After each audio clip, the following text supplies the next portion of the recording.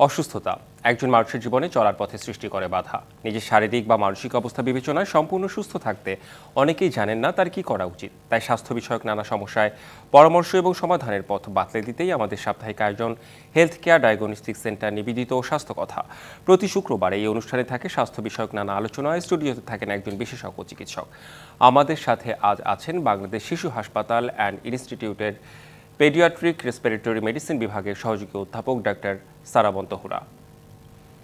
দর্শক, আজকের আলোচনার বিষয় শীতে শিশুর রোগ ব্যাধি ও চিকিৎসা। আপনাদেরও সুযোগ রয়েছে স্ক্রিনে দেখানো নম্বরে ফোন করে চিকিৎসকের পরামর্শ নেবার। আপনাকে স্বাগত জানাচ্ছি আমাদের আজকের অনুষ্ঠানে। আপনাকে ধন্যবাদ। জি, শীতে শিশুদের রোগ ব্যাধি, সাধারণত শীতকালে শিশুরা কি ধরনের রোগে আক্রান্ত হয়? সাধারণত এই শীতকালে যেটা হয়, শ্বাসতন্ত্রের রোগেই বেশি ভুগে। শ্বাসতন্ত্র এবং স্কিনে দুটো রোগই বেশি ভুগে থাকে। শ্বাসতন্ত্রের রোগের মধ্যে নিউমোনিয়া, অ্যাজমার প্রকোপটা এই সময় বেড়ে যায়, এক্সাজারবেশন হয়। তারপর যে কোনো ব্রঙ্কিওলাইটিস, যারা দু বছরের নিচের বাচ্চারা তাদের ব্রঙ্কিওলাইটিস দেখে নিউমোনিয়ার মতো মনে হয়। আরেকটা হচ্ছে স্ক্যাবিস এবং অ্যালার্জিজনিত যে স্কিনের যে রোগগুলো, সেগুলো এ সময় বেশি আক্রান্ত হওয়ার সম্ভাবনা বেশি থাকে। আচ্ছা, নিউমোনিয়ার এই সময় কিন্তু অনেক শিশুদের দেয়, বিশেষ করে শিশু হাসপাতাল কিংবা যে কোনো হসপিটালে গেলে শিশুদের নিউমোনিয়া আক্রান্ত শিশুরা বেশি দেখতে পারি আমরা। এই ক্ষেত্রে আসলে নিউমোনিয়া যদি কোনো শিশুর হয়ে যায়, তাৎক্ষণিকভাবে আসলে লক্ষণগুলোই বা কি বাবা মা কিভাবে বুঝতে পারবেন, আর হসপিটালেই বা কখন নিয়ে যাবেন? আচ্ছা, সুন্দর প্রশ্ন। নিউমোনিয়া হচ্ছে এমন একটা রোগ, যেই রোগটা সম্পর্কে আসলে গ্রামে গঞ্জে সবাই, একটা শ্বাসকষ্ট বা কাশি হলেই সবাই ভাবে যে বাচ্চা নিউমোনিয়া হয়েছে। হ্যাঁ, নিউমোনিয়া একটা ফুসফুসের রোগ। এই জন্য ওই রোগটা শুরু হবে কাশি দিয়ে। আর যেহেতু একটা ইনফেকশন, কিন্তু একটা ব্যাকটেরিয়া, ভাইরাস, যে কোনো কারণে, এবং আপনারা জানেন যে নিউমোনিয়া হচ্ছে আমাদের আন্ডার 5 মর্টালিটির একটা অন্যতম কারণ, যে এটা একটা প্রাণঘাতী রোগ। কাজেই বাচ্চারা অনেক বেশি সিক হয়ে যাবে।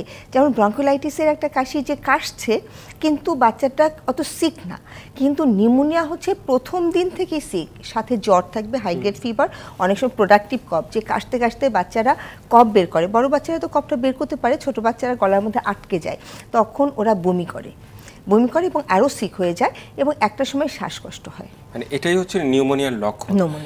মানে এমন লক্ষণ যদি কোনো বাবা মা বুঝতে পারে, তাৎক্ষণিকভাবে তো তাকে হসপিটালাইজ করা উচিত। হ্যাঁ, অবশ্যই। তো সেই ক্ষেত্রে আসলে চিকিৎসা পদ্ধতিটা কি হবে? আচ্ছা, নিউমোনিয়া যখন প্রথমে ওই যে বললাম শুরু হচ্ছে কাশি এবং জ্বর দিয়ে, তখনই হচ্ছে নিউমোনিয়াতে আমরা যদি সেই জীবাণুর যে মারা যাবে যে অ্যান্টিবায়োটিক দিয়ে, সেটা যদি আমরা ওরালি দিতে পারি, তখন কিন্তু মুখের ওষুধই যথেষ্ট। কিন্তু যেই সময় ওই ওষুধটা পড়লো না, আরও বেশি সিভিয়ার হয়ে গেল এবং বাচ্চাদের শ্বাসকষ্ট শুরু হয়ে গেছে, শ্বাসকষ্ট শুরু হলে আর আপনার মুখের অ্যান্টিবায়োটিক বা বাসায় চিকিৎসা হবে না। সেই অবস্থায় আপনাকে হসপিটালাইজ করতে হবে, কারণ সে সময় বাচ্চাকে অক্সিজেন দিতে হয়, তারপর ইনজেকশনের মাধ্যমে অ্যান্টিবায়োটিকটা পুশ করতে হয়। এই জন্য বাবা মাকে, এখন দেখেন আমাদের কিন্তু রুট লেভেল, একেবারে গ্রামে যারা পল্লী চিকিৎসক, তাদেরকেও কিন্তু নিউমোনিয়া বিষয়ে IMC এর মাধ্যমে ট্রেনিং দেওয়া হয়, মানে হোল দ্য ইয়ার। তারাও কিন্তু জানে যে বেসিক নিউমোনিয়ার লক্ষণটা কি, এবং প্রথমে খুবই কম দামে একটা, মানে খুবই সুলভ মূল্যে পাওয়া যায় এবং সবসময় পাওয়া যায় এমন একটা অ্যান্টিবায়োটিক, মাত্র 5 দিন দিতে হয়, দিনে 3 বার করে।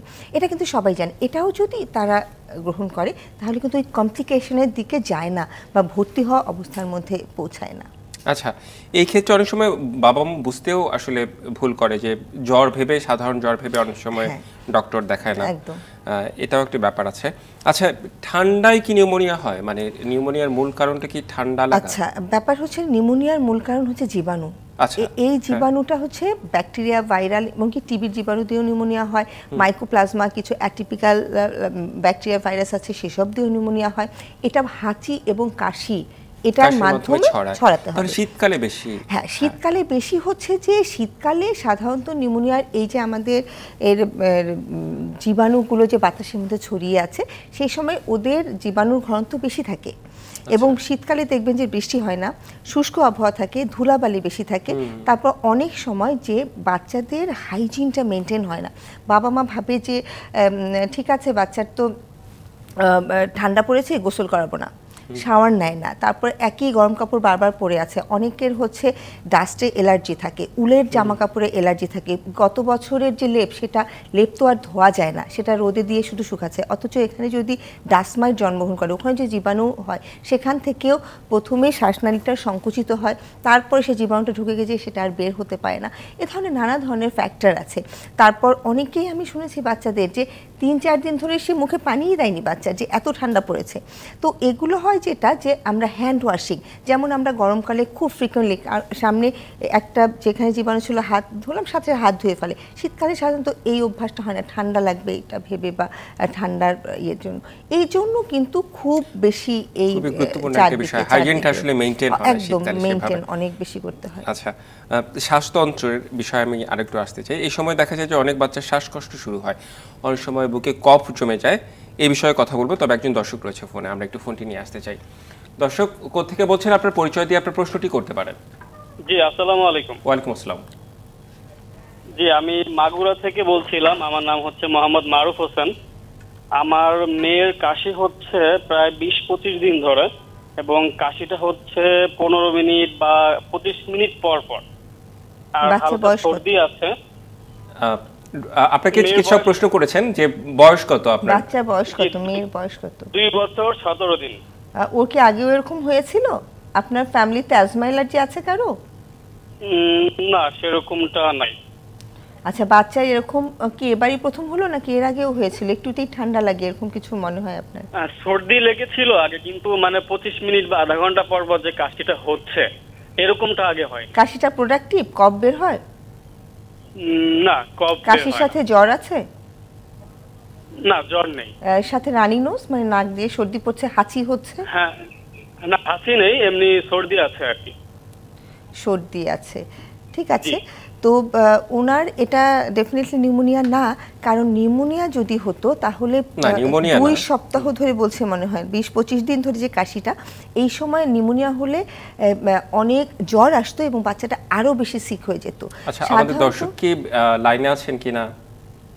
না, সব লাইনে নেই। তাহলে যেটা হয়েছে, প্রবাবলি মনে হচ্ছে যে শিশু মেয়েটির কথা বলা হলো, ওর সম্ভবত ডাস্টে বা অতি ঠান্ডায় বা ঘাম এসব জায়গা থেকে হয়তো বা অ্যালার্জি আছে। যেই কাশিটা 25 দিন ধরে চলছে, এখন প্রথম থেকেই নিশ্চয়ই 20-25 মিনিট পরপর হয় না, গ্র্যাজুয়ালি বাড়ছে, তার মানে তার ব্রঙ্কোস্পাজম হচ্ছে। এটা হচ্ছে অ্যালার্জি জনিত একটা কাশি, যেটা ইরিটেটিভ কফ, প্রোডাকশন হয় না, মানে প্রোডাক্টিভ কফ হয় না। শ্বাসনালীর কোনো ধুলা বা কোনো অতি ঠান্ডার সংস্পর্শের, বেশি ঠান্ডা বাতাস নেওয়ার কারণে শ্বাসনালীগুলো সংকুচিত হয়ে যায়। ওনার সম্ভবত নেবুলাইজেশন লাগবে। তো ব্যাপার হচ্ছে এই ব্রঙ্কোডাইলেটর কিছু ঔষধ, যেটা নেবুলাইজেশনের মাধ্যমে একদম শ্বাসনালীর ভিতরে চলে যায়, তখন ওটা যে যখন প্রসারিত হয় তখন কাশিটা হয়। এবং এটার সাথে যেটা বলেছে যে হাঁচি আছে, খুব বেশি ঠান্ডা নাই, এই নাকের মাংসও বেড়ে যায়, যে হাইপারটোফি টার্বিনেট হয়ে যায়, অতিমাত্রায় বারবার এক্সপোজার হওয়ার কারণে, যেগুলোর প্রতি সে অতি সংবেদনশীল, এটা থাকার প্রবণতা আছে। তবে যেহেতু 20-25 দিন ধরে যে কাশি, এটাকে ইগনোর করা যাবে না। এই বয়সের বাচ্চারা অনেক সময় ফরেন বডি কিছু খেয়ে ফেলে, শ্বাসনালীতে চলে যায়। প্রাথমিক ট্রিটমেন্ট অবশ্যই একে ডক্টরের কাছে এখন যেতেই হবে। প্রাথমিক ট্রিটমেন্ট হচ্ছে ইরিটেটিভ কফের ক্ষেত্রে গলাটা সুদি করতে হবে। গলাটা সুদি করা মানে হচ্ছে যে গরম পানি, মধু, আদা বা লেবু মিক্স করে বারবার খাবে, এবং কফ সিরাপ অলরেডি সে মনে খেয়েছে। সংশ্লিষ্ট বিষয় নিশ্চয়ই আবারও ফিরে আসবে আমাদের আলোচনায়। আমরা কি বিরতিতে আমাদের যেতে হবে, ফিরে এসে আমরা আলোচনা করবো এই বিষয়ে। বিরতি নিচ্ছি। ডিবিসি নিউজের সাপ্তাহিক আয়োজন হেলথ কেয়ার ডায়াগনস্টিক সেন্টার নিবেদিত স্বাস্থ্য কথা, সঙ্গে থাকুন।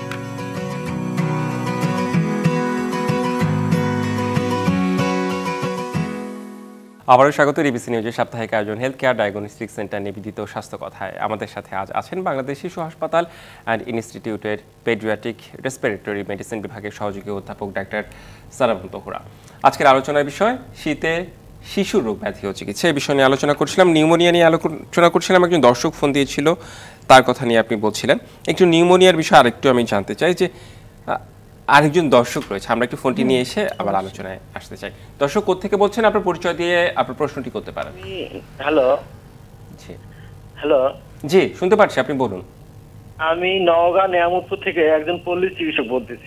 ম্যাডামের সাথে একটু কথা বলতে চাচ্ছিলাম। প্লিজ বলুন। হ্যাঁ, আমরা রুট লেভেলে থাকি, একবারে লোকালয়ে থাকি, তো কিছু কিছু বাচ্চারা এত সিরিয়াল ক্রিটিকালে আসে, শ্বাসকষ্ট, খুব শ্বাসকষ্ট। তো আমরা নেবুলাইজেশন দিই আর কি ছোট বাচ্চাদের। কোন ওষুধটা ইউজ করব? ডাকটা বডি মাইট করি, তারপরে উইন্ডেল প্লাস করি। তো এই ক্ষেত্রে কোনটা দিলে বাচ্চাদের সবচেয়ে ভালো হয়, দিয়ে রেফার করা যায় থানা স্বাস্থ্য কমপ্লেক্স? আচ্ছা, আমি অ্যাপ্রিসিয়েট করি যারা হচ্ছে যে সে বলেছে পলি চিকিৎসক, সে নিজেকে আরও উন্নত করতে চাচ্ছে। ডেফিনেটলি এটা খুবই একটা প্রশংসনীয় ব্যাপার হচ্ছে এই যে কাশিটার ধরন বুঝে কিন্তু আসলে নেবুলাইজেশন, কাশি এবং শ্বাসকষ্ট, হ্যাঁ শ্বাসকষ্ট এবং কাশি, দেখেন নেবুলাইজার হচ্ছে একটা, নেবুলাইজার মেশিনটা হচ্ছে একটা যন্ত্র, এটার মধ্যে যেই ওষুধ আপনি দিবেন সেটাই কিন্তু আপনার শ্বাসনালীতে যাবে। কাজে কোন রোগের জন্য কি ওষুধ সেটা নির্ভর করবে বাচ্চার হচ্ছে যে কন্ডিশন বুঝে। সাধারণত উনি বুডিকর্ড যে এটা বলে একটা স্টেরয়েড জাতীয়, মাইল্ড স্টেরয়েড জাতীয় ওষুধ, এটা সাধারণত আমরা অ্যাজমার ক্ষেত্রে ইউজ করি। যদি শ্বাসকষ্টটা অ্যাজমার কারণে হয়, ফ্যামিলিতে কারো বাবা মা বা কারো অ্যাজমা হয়েছে এবং ওই যে কাফ সিরাপে ভালো হচ্ছে না বা অ্যান্টিবায়োটিক ভালো হচ্ছে না, তখন অবশ্যই হচ্ছে ওই বুডিকর্ড যেটা উনি নাম বললেন বুডেসোনাইট গ্রুপের, ওটা দিতে হবে।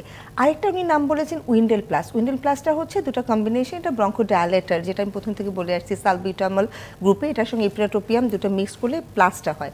তো এই ওষুধটাও কিন্তু অ্যাজমার জন্য কিংবা শ্বাসনালীটা প্রসারিত, ওইটা হচ্ছে ইনফ্লামেশন কমাবে, ফোলাটা কমাবে, আর এইটা হচ্ছে শ্বাসনালীটা অতি দ্রুত কাশিটা ভালো করে দিবে। তাহলে অনেক বেশি কাশির ক্ষেত্রে ফার্স্টে ওই যে উইন্ডেল প্লাস যেটা উনি বললেন মানে ব্রঙ্কোডায়ালেটর গ্রুপের ওষুধ, এটা তো ফার্স্টে দিতেই হবে। আর যাদের অ্যাজমা আছে তাদের শ্বাসকষ্ট হলে ওই যে সাথে এটার সঙ্গে যোগ করতে হবে ওই যে স্টেরয়েড গ্রুপের যেটা। জি, নিশ্চয়ই উপকৃত হয়েছেন। আমরা আবারও একটু আলোচনায় ফিরতে চাই। নিউমোনিয়া কতদিন থাকতে পারে? এটা কি ক্ষেত্র বিশেষে ডিপেন্ড করে, বড়দের ছোটদের? না, এই নিউমোনিয়াটা তো ট্রিটমেন্ট না হওয়া, ভালো না হওয়া পর্যন্ত ভালো হবে না। একটা ক্ষেত্রে তো প্রাণঘাতী, তাহলে কমপ্লিকেটেড নিউমোনিয়া হয়ে সে একদম মৃত্যুবরণ করবে। কাজে নিউমোনিয়া চিকিৎসা আপনাকে করতেই হবে, এটা অটোমেটিকলি নিজে নিজে ভালো হওয়ার কোনো অপশন নাই। ট্রিটমেন্টের আমি ডিউরেশনটা জানতে চাই, হসপিটালে ভর্তি হওয়ার পর কতদিন লাগতে মানে এটা ডিপেন্ড করে পেশেন্টের উপর? ডিপেন্ডস করে। আপনি যেটা হসপিটালে ভর্তি হওয়ার আগে সাধারণ নিউমোনিয়ার প্রোটোকল হচ্ছে 5 দিনের অ্যান্টিবায়োটিক, আচ্ছা অনলি 5 days, এতেই কিন্তু ভালো হয়ে যায়। কিন্তু যাদের কমপ্লিকেশন হয়ে গেছে সেটা কিন্তু এখন যেমন নিউমোনিয়া থেকে বুকে পানি চলে আসছে, তখন কিন্তু শ্বাসকষ্ট হচ্ছে, ওই পানিটা বের করা ওটা কোন হলো সেটা ডিপেন্ড করবে এক একজনের এক এক রকম, মানে পেশেন্টের কন্ডিশনের উপর ডিপেন্ড করে। তবে সাধারণত অ্যান্টিবায়োটিকের তো একটা ডোজ আছে, সেটা 7 দিন পর্যন্ত অবশ্যই দিতে হবে। আচ্ছা, ব্রঙ্কিওলাইটিস নিয়ে একটু কথা বলতে চাই। এটা আসলে শীতের সময় এটার প্রাদুর্ভাব বেড়ে যায়। তার কারণ হচ্ছে শীতের সময় ভাইরাল এপিসোডটা খুব বেশি হয়, তো এটা একটা ভাইরাল জনিত রোগ, যদিও খুব সেলফ লিমিটিং, এটা নিউমোনিয়ার মতো না, এটা এমনি এমনি ভালো হয়ে যাবে 3 থেকে 5 দিনের মধ্যে। এবং এটা আমরা বলে থাকি ব্রঙ্কিওলাইটিসে খুব সুন্দর একটা কথা আছে, সেটা হচ্ছে হাসি বাসি কাশি, মানে বাচ্চা কাশি দিচ্ছে, ভিতর থেকে বাঁশির মতো চিচি আওয়াজ বের হচ্ছে, কিন্তু বাচ্চাটার মুখে হাসি।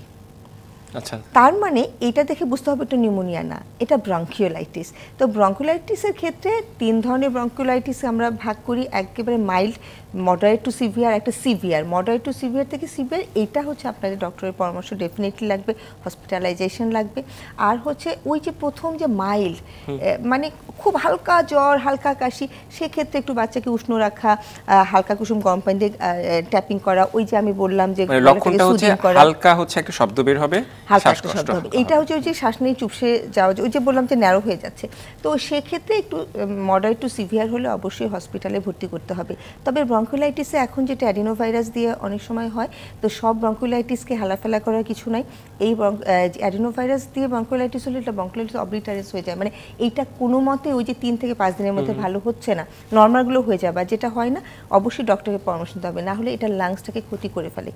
পোস্ট কিছু কমপ্লিকেশন নিয়ে দীর্ঘদিন লাংসটাকে একদম পার্মানেন্ট কিছু ড্যামেজ করে ফেলে। আচ্ছা, আমি একটু একদম মানে ছোট বাচ্চা যাদের 2 মাস 3 মাস, এমন শিশুরা তো কিছু বলতে পারে না, তো সেই ক্ষেত্রে মা বাবারা আসলে বুঝবে কি করে? মা বাবারা বোঝার খুব সহজ উপায় হচ্ছে যে বাচ্চাটার, আর দেখবেন যে সাধারণত বাচ্চা এই বয়সের বাচ্চারা আমাদের যেমন বুকের ওঠানামা দিয়ে শ্বাসকষ্ট বোঝা যায় বা শ্বাস বোঝা যায়, বাচ্চাদের পেটের ওখান থেকে হয়। তো দেখা যায় খাঁচা, ওই যে বুকের যে খাঁচাটা এবং পেটের যে অংশটা, ওই সংযোগস্থলটা ভিতরে ঢুকে যায়। তো কতটুকু ঢুকে যাবে এটা একটা মেজারমেন্ট হচ্ছে যে যদি আমি পাশ থেকে দেখি উপর এবং নিচের মধ্যে যে ডায়ামিটারটা এটা 1/3 পর্যন্ত ডুবে যাওয়াটা নর্মাল শ্বাস, তার চেয়ে যদি বেশি ডুবে যাচ্ছে তাহলে বুঝতে হবে ওর শ্বাসকষ্ট হচ্ছে। বাচ্চা অনেক সময় নীল কালো হয়ে যায়, একেবারে জিহ্বার আগায়, নাকের এপাশে, হাত পা, এটা অনেক সময় ঠান্ডার জন্য হয়। যদি পেরিফেরাল যেটা সাইনোসিস হয় তখন গরম করলে ঠিক হয়ে যাবে, যেটা গরম করলেও ঠিক হচ্ছে না, তার মানে তখন শ্বাসকষ্ট হচ্ছে। তারপর কাশি সর্দি তো এটা অবভিয়াস, এটা তো বোঝাই যাবে। আচ্ছা, শীতে শিশুদের ভালো থাকার জন্য কোনো যদি সাজেশন থাকে সংক্ষেপে একটু জানতে চাই। শীতে শিশুদের ভালো থাকার জন্য সাজেশন হচ্ছে ওই যে যারা অ্যাজমা, ব্রঙ্কোডাইলেটরটা হাতে রাখতে হবে। বাসার ভিতরে অনেক সময় তারা শীত থেকে রক্ষা পাওয়ার জন্য কার্পেট ইউজ করে। কার্পেটটা অ্যালার্জি ফ্যামিলিতে যাদের আছে একেবারেই কার্পেটটা অ্যাভয়েড করতে হবে, কারণ ধুলো ওখানে জমে, ওখান থেকে ডাস্টমাইট থেকে ওর কাশিটা বেড়ে যাবে। আরেকটা হচ্ছে বাসায় সিগারেট খাওয়া যাবে না। আর হচ্ছে বাচ্চার যদি শ্বাসকষ্ট হয় পরিবেশ ভালো রাখতে হবে। জি, আপনাকে অনেক ধন্যবাদ আমাদের আজকের অনুষ্ঠানে যুক্ত হওয়ার জন্য এবং পরামর্শ দেওয়ার জন্য। হেলথ কেয়ার ডায়াগনস্টিক সেন্টার নিবেদিত স্বাস্থ্য কথাই ছিল আমাদের আজকের আয়োজন। সঙ্গীত।